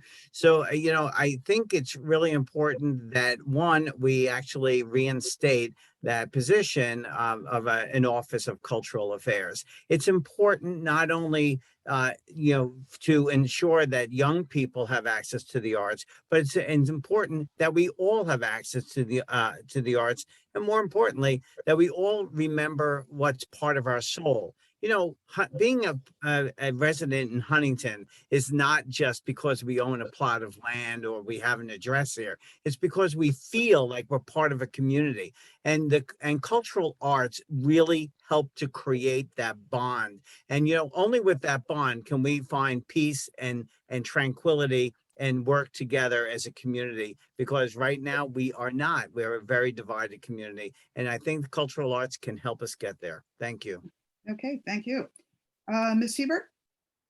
I agree with Joe. I think there should be a specific position at the town hall that, oversees the different arts and museum programs that are in this town. And I say that, both because I love and value the arts, but also because I see that as being basically one of the main industries for our township right now. We talked about the fact that retail businesses and small mom and pop shops aren't doing well, but what is doing well are venues that people come to for events, like the Paramount, like Engelman Theater, like the Heckscher Museum. So I think that it's really important, both from a perspective of filling your soul, and it's also important from a revenue perspective, because we need to keep attracting people to this town. And I think that whether it's the Huntington Fall Festival where we have bands playing on the stage, or whether it's the Paramount or Engelman Theater putting on wonderful productions, those kinds of things are bringing revenue dollars to our town, as well as bringing a beautiful spirit. And I think that they should be valued and supported in every way we possibly can. Okay, thank you. Mr. Farrow? Hi, yeah, I agree. I mean, having somebody oversee cultural programs at the town level is important. I think that we could never, support the arts enough, because the youth in Huntington and our seniors, it's a big part for our seniors as well. But I also think that we should embrace our schools. There are a lot of schools in Huntington, high schools, different schools that we should partner up with, in addition to the colleges, some local colleges like Farmingdale College. We've got the Cinema Arts Center, we've got the Engelman Theater, Huntington Art Council, the Fine Arts Center, and there's so many art centers in Heckscher Museum. And I don't know if there's some sort of an association that they have, but some sort of an association coupled with the colleges or the high schools, where working with a cultural leader at the town level could really put us even further on the map as a town that has truly a footprint on Long Island for the arts, because we truly do. And maybe we're just not doing it well enough. Okay, thank you. May I add? Yeah, you want to add? You like my answer? Yes, yes. You like my answer? Yeah, Sal, I always like your answers. What I'd like to add also is the fact that, one of the reasons why I'm running is to help attract more businesses to do business in the town of Huntington. If you have a fine cultural program, and we're committed to historic preservation, and we're committed to ensuring that we have the arts and music programs, we can attract businesses, especially the business I'm in. We can attract television production and film production to come to the town of Huntington. They'll be attracted because they've got to have something to do in their downtime. They also have to have access to talent, to a workforce of people they can grab onto. So that's why we should be doing it for the money too. Okay, thank you. All right, we have time for one more question and then you're closed, because of course we have our two candidates for Highway Department and we have some questions for them. And they've been very patient and not left the room to get a cup of coffee either. So the last question for all three of you starts with Ms. Hebert. Safe water, always a topic. But when you think of Huntington itself, it's about recreational water, it's drinking water, it's the enjoyment of waterscapes. Talk about the role of the town board and what some of your goals might be if elected. One of my priorities is to address our water, because as it was said before, first of all, we live on top of our drinking water. And you're right, we enjoy the water, we walk by it, we go out on boats in it, we fish. My husband's a big avid fisherman. So it's incredibly critically important that we protect it now, today. We can't wait anymore, because already so I went on a walk with some lovely residents, and what they showed me was a pipe that collects all the street water that comes down in this whole section and literally goes through that pipe straight into the harbor. We can't allow that to happen anymore. And I know that the fixes aren't easy, and I know that in many cases they're expensive, but if we don't fix it now, we won't have beautiful waters for our children and our grandchildren, and that would be a crime that I can't live with. So frankly, every possible resource I can put towards getting more water sewage treatments. First of all, I really think we need to be on sewers. That's where the infrastructure money needs to go to start with. But anything that prioritizes us protecting and maintaining and making sure that our water is no longer being contaminated the way that it has been, I would be in favor of proactively pursuing those solutions. Okay, thank you. Mr. Farrow. Yes, thank you. Well, listen, you asked about the role of the town board in terms of water. We have to be the advocate and the protector of our resources and our water. And it starts with the infrastructure projects, sewer and drainage. The sewer and the drainage, the infrastructure projects have to do with our sewer treatment plant. The output, I mentioned it earlier, that output has to continuously be monitored to make sure that we're meeting and exceeding the EPA standards. And that includes constant upgrades. At one point, we're gonna have to enlarge that sewer treatment plant. And yes, there's dollars coming in. Right now, there's over the next 5 years, 2.5 billion, about half a billion a year in available money at the state level that we need grant writers to help us. We also have to protect the maritime. And there's a lot of projects, whether it's drainage, seeding, a number of other items that we need to do. But as a town board, and I can't go over all the projects, but as a town board, it's our responsibility to be the advocate, to look into it, to work with the experts, the consultants, the people in the environmental, like Citizens Campaign for the Environment, talk to them and work on these and make sure that we're doing all we can do to meet or exceed the requirements necessary to protect everybody in Huntington. Okay, thank you. Mr. Schramm. Okay, first we'll talk about drinking water. So we share an aquifer, and we share an aquifer with other municipalities, and we have no communication with them and how we're mining that water or abusing it. So one, I support that the town be part of a coalition of municipalities so that we're all working together and protecting our aquifer. The second thing is we're talking about water runoff that goes into our harbors. Not one way, and I know the highway superintendents can talk about it, is street cleaning, because it keeps the runoff from polluting the water. But secondly, I also think that we as citizens can be incentivized to have street gardens. I have a street garden. It keeps anything that I put on my lawn from going into the street. And so I think if we all had street gardens, that also helps to protect our environment. And finally, sewer treatment. We in Northport, and I know in the Huntington sewer treatment plant, it uses water, fresh water out of the aquifer to clean the sewage. And we should be putting in programs where we recycle the water instead of tapping fresh water all the time. And I know that can be done. And when we rebuild our sewage treatment plants. Thank you. I wish I had more time. Okay, well, you get 60 more seconds to talk about anything you want, starting with Ms. Hebert, and we're going backwards from the opening. So Ms. Hebert, Mr. Schramm, and then Mr. Farrow. Okay. Thank you very much for having us tonight. This has been a lovely forum. And I think what you can see is that, come November 2nd, Huntington wins, because we have some great candidates here, and it's a privilege to run with them. The reason I think that you should vote for me and that I'm the best candidate is a few things. I think that I have the best experience. I've served this community for a decade for free. I was a school board member. I got elected 3 times. The last 2 times I ran uncontested because the community knew I was doing my best work by them. And I have the experience of representing the community at the table. I have the experience of being respectful with their taxpayer money. And I have all kinds of experience from the school board that's very applicable to the town board. And the other thing that I have to bring to this is I'm a great consensus builder. I love and enjoy working with people, especially people who disagree with me, because I think that brings us to our best decisions. And I really feel like I'm the kind of person that knows how to roll my sleeves up, get my hands dirty, and make some changes for the better.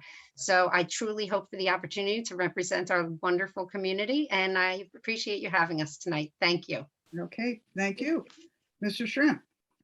Well, first of all, I am proud to be part of this opportunity today with the League of Women Voters. I am proud of who I am. I am proud to be from Huntington, and I'm proud to be among the candidates. So that's number one. Number two, I also jumped into this because it really ticked me off when I found out that the town of Oyster Bay was able to attract Amazon to build their regional headquarters there. And we did nothing in the town of Huntington to attract major business here. I'm not talking about a regional distribution center. I'm talking about a regional headquarters with employees at every level. That would have meant would have been a huge contribution to our town, and it would have been a big support to our tax base. Plus, for small businesses, think of small businesses like Shark Week. We need a big shark for us little fish to swim after. We need big businesses to be attracted here. I'm a businessman. I deal with businesses around the world,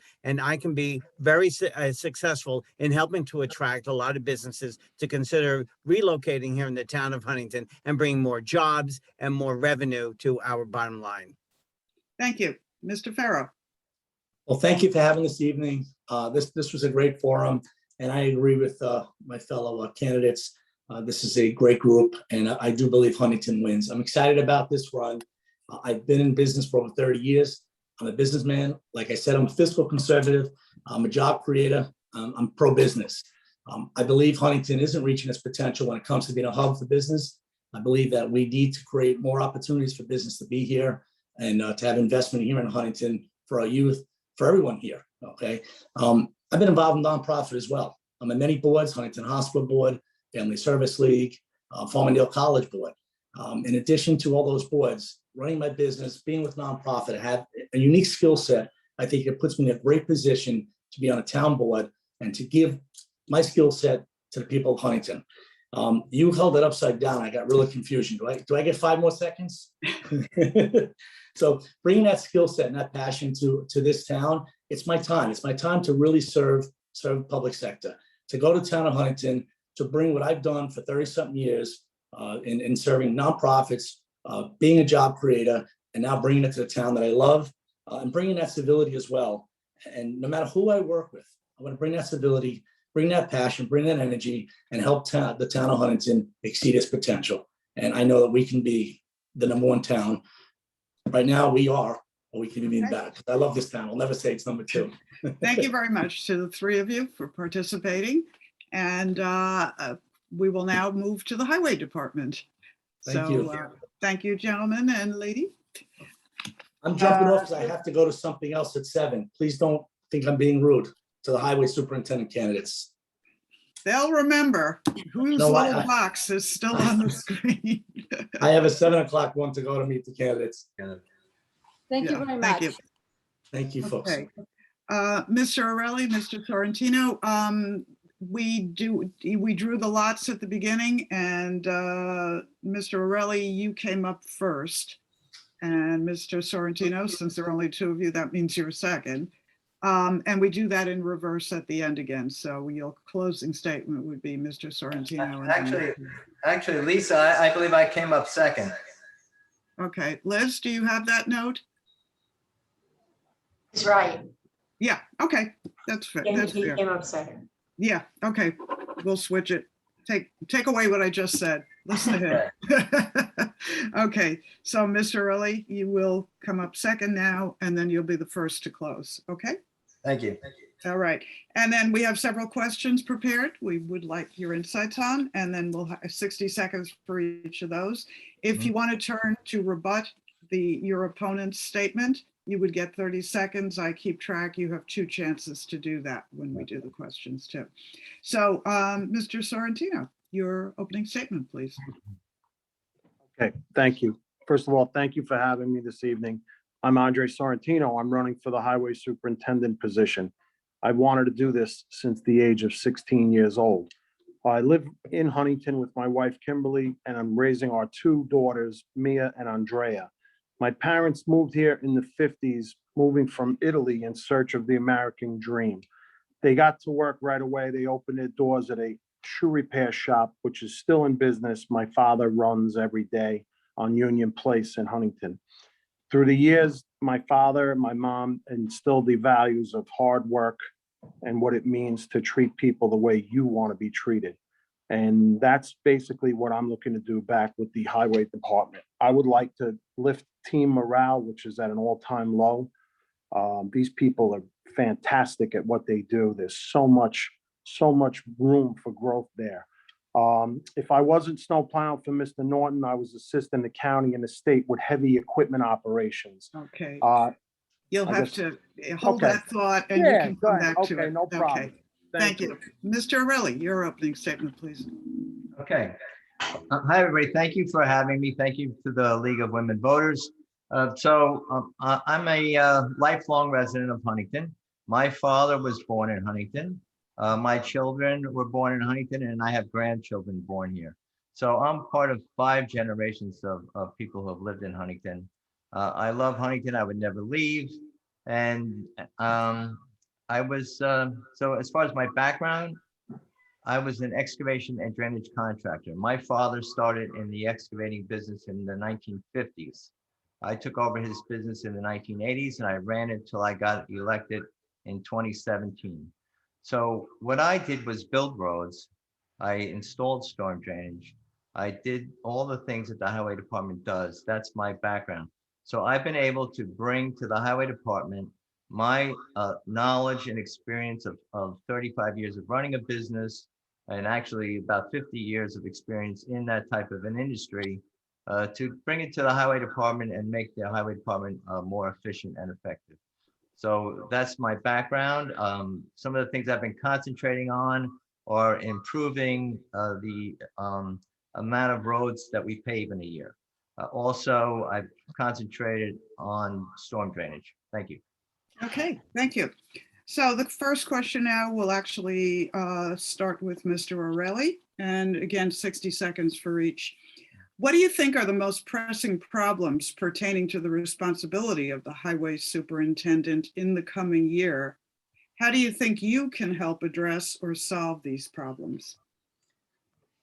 So the most pressing problems in the coming year are finding the funding to pave more roads and to deal with the storm drainage issues regarding stormwater outflow into the harbors and bays, and also capturing water in our flood-prone areas.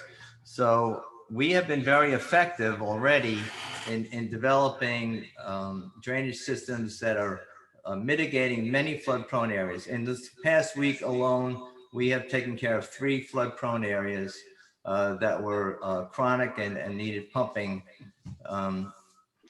So that's one of the things we've been doing. We're doing a large project in Eaton's Neck to capture the water flow before it gets to the outflow pipes. We're going to be installing 37 dry wells in an area of Eaton's Neck so that we capture that water before it gets to the outflow pipes.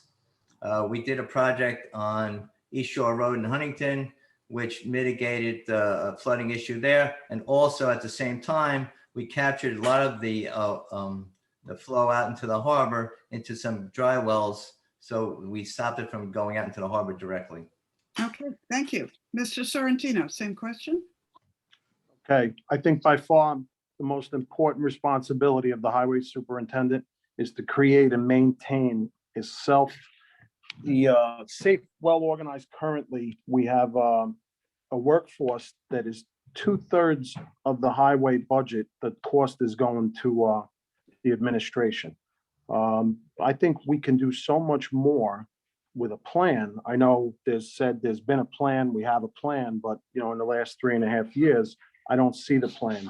Now that it's election time, I see roads getting paved, I see drainage getting done, which to me is a little disturbing for me. It doesn't sit well with me. I'm one for preventative maintenance. It's like anything else. If it needs to be fixed, let's fix it. I've run a successful heavy equipment shop, and these are things that I know, clamshells on the road, cleaning the catch basins. These are all things that need to be done, preventative maintenance. So this is what I believe I'll be doing in the next year if I'm elected. Okay, I would like to rebut one of the things that Mr. Sorrentino said. Yes. Our budget is $35 million. Our administration has actually been reduced. We've reduced the people in the office, and we've reduced the supervisors. we eliminated 2 foreman positions and created 3 additional laborers positions at no additional cost to the highway department. We actually increased our workforce, but reduced our supervisory positions. So the idea that we're expending our resources on the administration is not true at all. Okay. All right, thank you. So Mr. Sorrentino, you're going to start with the next one. And like I did with the supervisor candidates and with the town board, occasionally because of topics that come up, I'll revisit it and ask you a follow-up question. So in this case, one of the things that keeps coming up whenever you talk to people about the town highways is, how do you decide what goes first? How do you do scheduling in terms of whether it's road maintenance, waste, plowing, whatever it is? And what I'm looking for is, how do you move forward and schedule that so it can be explained to people and discuss the money angle, of course, too. So, Mr. Sorrentino. Okay, so you're asking, as far as getting money, obviously, I said I want to get a professional grant writer to help us with getting more money for the roads. But as far as the recent storms that we've had, you notice that a lot of these drains are old and they obviously haven't been maintained properly. When I worked for Bill Norton and when I worked for Peter Gunther, there was 10 clamshells which clean the catch basins that were out 3-4 months out of the year. And these things need to be repowered with sand. And again, I've been involved with more of that type of work. Than I don't toot my own horn, which I never will, but I've been a director in general service now for almost 4 years now. It'll be 4 years in February. And what I've learned is that the infrastructure is malfunctioning. We got a problem, and all the other candidates had said that. As far as snow removal, I've always been against putting that snow at Mill Dam Park and letting all the debris run into the water. I've come up with an idea of using silk fencing to hold it in, and either we melt it before we bring it down there with a melter. Things of that nature. Sure. Okay. Okay, Mr. Orelli, same question. Okay, I'm not quite sure where to start. So, as far as the cleaning of our catch basins, we have a $350,000 budget for doing that. And I actually asked to have that budget increased for next year, and that was denied. So one of the first things I did as superintendent of highways, actually the first piece of equipment that I bought, was a vac truck for cleaning our catch basins and cleaning our sewers, our storm sewers. This is something that the highway department didn't have before I was elected. So I purchased that to actually make us more efficient at cleaning our catch basins. And we've actually improved the responses to our drainage issues.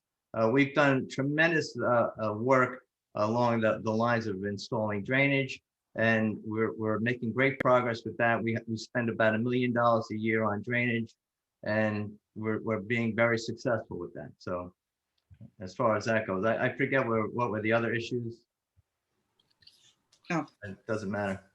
Well, we'll have several more questions. Okay. Thank you. Okay. So this next one, then you start with Mr. Orelli.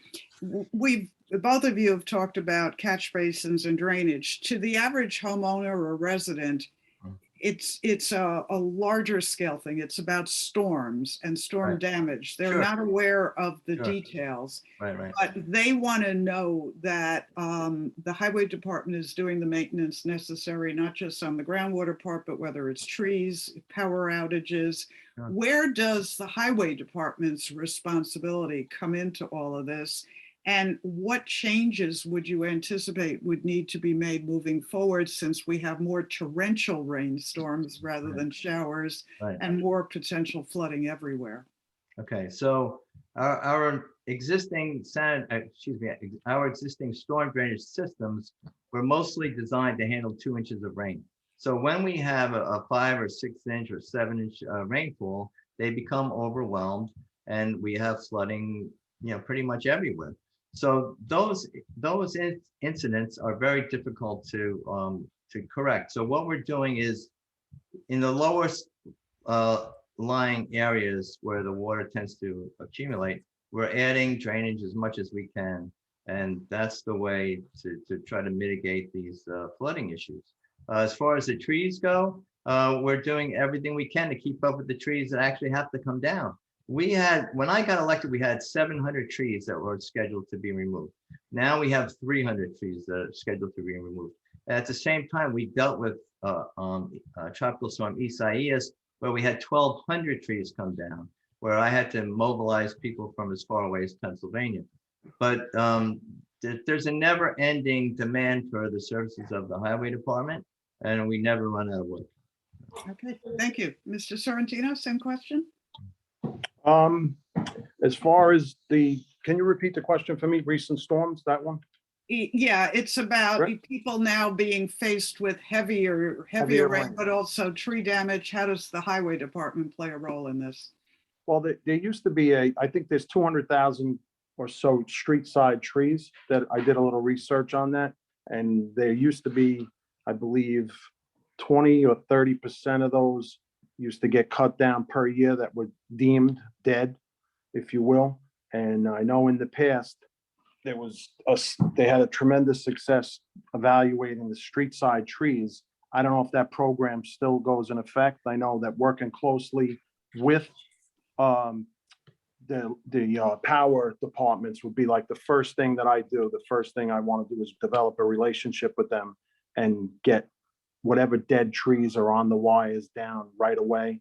And that's, I believe PSE&G is the company I'd like to deal with, obviously, and work with them and get more of these trees that are down. And you talk to people out in Eaton's Neck, and I sat with a few of them last week, and they said to me the same thing. It's just a matter of maintenance. Maintenance has gone to the wayside. Okay, thank you. Thank you. So Mr. Sorrentino, you get the next one first. Yard waste and fallen leaves are organic, biodegradable materials that currently get wrapped in plastic that does not decompose. What suggestions do you have to handle this waste in a more eco-friendly manner? Well, thank you for that question. I ran and still oversee we have a green yard waste company that I manage, and my brother takes care of with two of my friends. And what happens is we don't do any of that. Smithtown offers a service where they grind trees, yard waste, and instead of putting it in plastic bags, we used to have a system back when Mr. Norton was here, and I remember I worked it.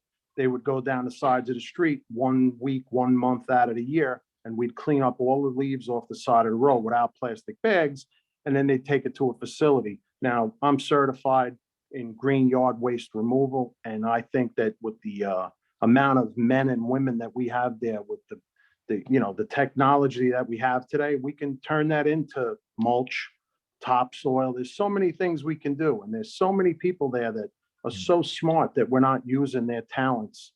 They're overlooked by, political appointments or political jobs that have no idea of what they're doing. So these are things that I want to do. Mr. Orelli, your turn. Yeah. So actually, we're in the process of purchasing 2 leaf bags. These are also pieces of equipment that the highway department did not own when I got elected. So as far as the leaf bags themselves, so what happens with the leaf bags now is we provide the leaf bags to the residents. The residents fill them up with leaves. The sanitation department picks them up and they take them over to Power Crush in Kings Park. And Power Crush takes them out of the leaf bags, and they actually do make mulch out of those. So they're not put in a landfill and buried. They are actually composted and turned into mulch and whatever else they make with it. So there's not really a problem there. I mean, I particularly like the leaf bags myself because I think the residents like them. And I don't see that really going away quickly. But if it were to go away, then we would have to use those leaf bags that I'm purchasing now to, go clean up all the leaves throughout the whole town of Huntington. So it would be a big additional workload for the highway department to pick up those leaves. Okay, thank you. All right. Mr. Rowley, we'll start with you on this one. How do you, is there a role for the highway department in educating the residents of the town in better management of their waste and conservation, the ecological component? Or is the highway department the executor of processes that are coming from somewhere else? So, our responsibility is really just to maintain the roads. The only educating that I think that we should be doing is, we need people to stop blowing their leaves out into the street. They need to be collected and bagged or disposed of in some other way. But the education process is, I see it all the time, and it drives me crazy. I drive down the road and there's a guy blowing all his leaves out into the street. They get in the catch basins, they clog up our systems, they pollute our recharge basins, they clog everything up. So if we can stop people in that way, that would be a good effort for the highway department. So, but otherwise, our responsibilities are more about keeping things safe and keeping our roads in somewhat decent shape and things like that. So no, I'm not sure about a role as far as educating people in other ways. Okay, thank you. Okay, Mr. Sorrentino, same question? Well, I think as far as maybe getting together with the residents and with the waste management and letting them know, maybe like you said, educating them a little bit on what they can put out to the curb and what they can't put out to the curb. But I do know this from past storms that I worked, and I'll say it again, Mr. Norton was there for close to 28 years. And if there was a storm, there was never anybody coming to your house telling you, you can't put that out in the street or you're going to get a ticket. It's a storm. People suffer what they suffer. Mr. Norton would tell us, you go, you pick it up, and that's the end of it. If it's green yard waste from someone's house due to a storm, we were picking it up. And I worked many hurricanes, storms, and it's just what we did. And like I said, as far as maybe getting together with waste management, myself, I'm a firm believer, and I've done this since the day I became a director at General Service, and I know the infrastructure is falling apart. There's so much to do in our buildings and stuff, parks, and so many items that need to be done. And we were just left a little bit of a mess, Kevin O'Reilly included. We were left a mess, and it needs to be fixed. Okay. One more question, which we'll start with you, Mr. Sorrentino, and then we'll go to the closing. Yep. If you take office as the highway superintendent after Election Day, what's the first thing you're going to ask Town Hall to do for you?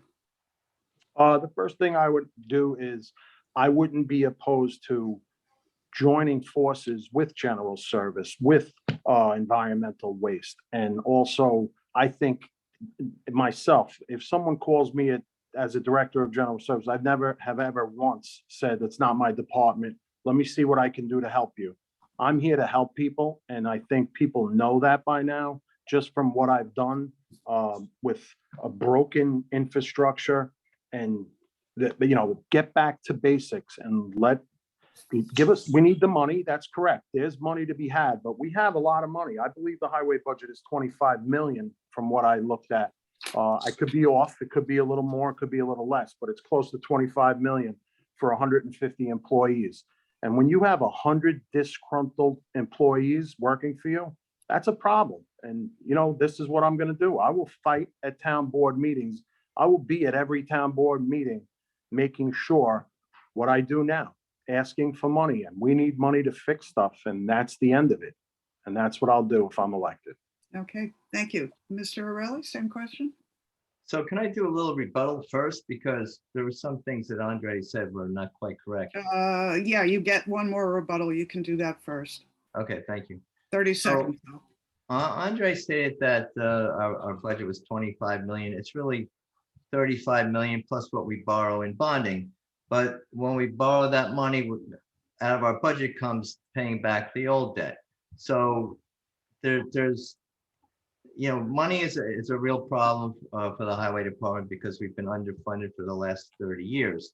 One of the things I can show you is, I don't know if you can see this, but this is Huntington. This is how much we spend per resident compared to every other town in Suffolk County. We are at the bottom of the list in spending money on infrastructure. So that's the problem. The money is not there. I have asked on numerous occasions to have my money increased. The problem is, Okay, are you now answering the other part of that question? No. Because you're over your 30 seconds. all right, I'm sorry. So No, just you ask me the question. you can keep going, but it'll count in your 1 minute.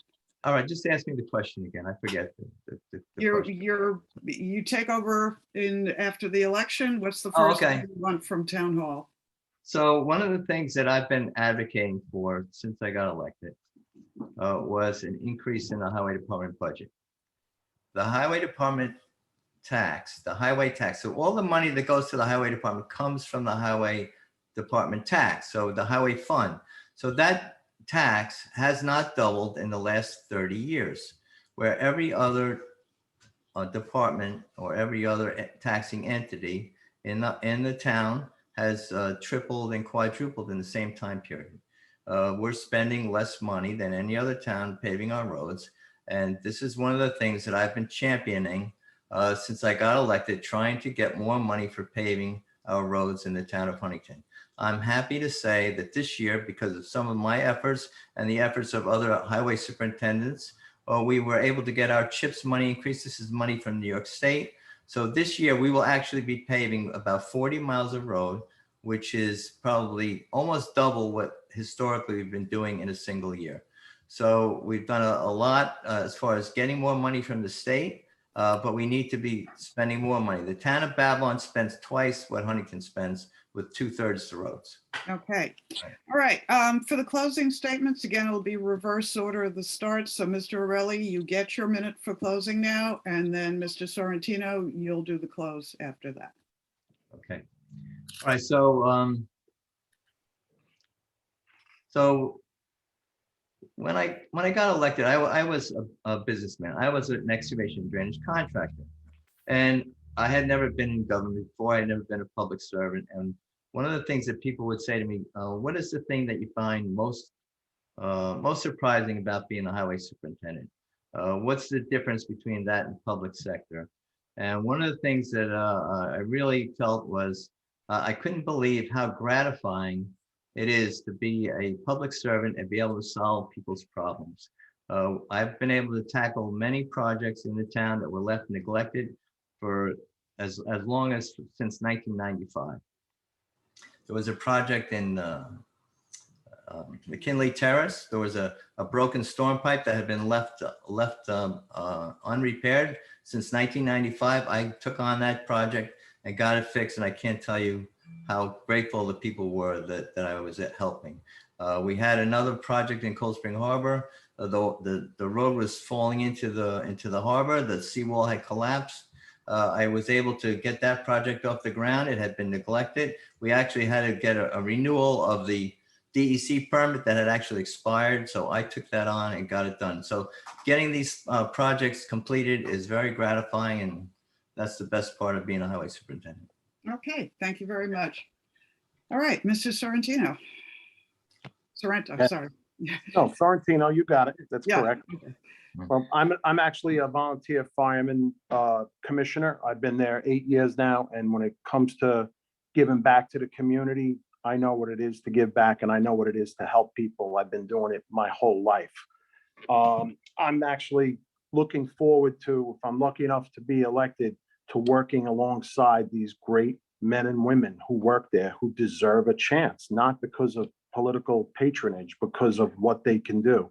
And I proved that in the 4 years almost that I've done at General Service, that it doesn't matter to me if there's no Democratic or Republican way to fill a pothole. It's just the right way. And that's what I'm going to stand for. I'm here to do the job. I'm here to support my fellow men and women that work in my department, and I'm going to stand with them. And I appreciate your time tonight. Thank you very much. Okay, well, on behalf of the League of Women Voters, I'd like to thank you both. And of course, the prior debate candidates for town supervisor and town board. And if I can pass it back to Liz.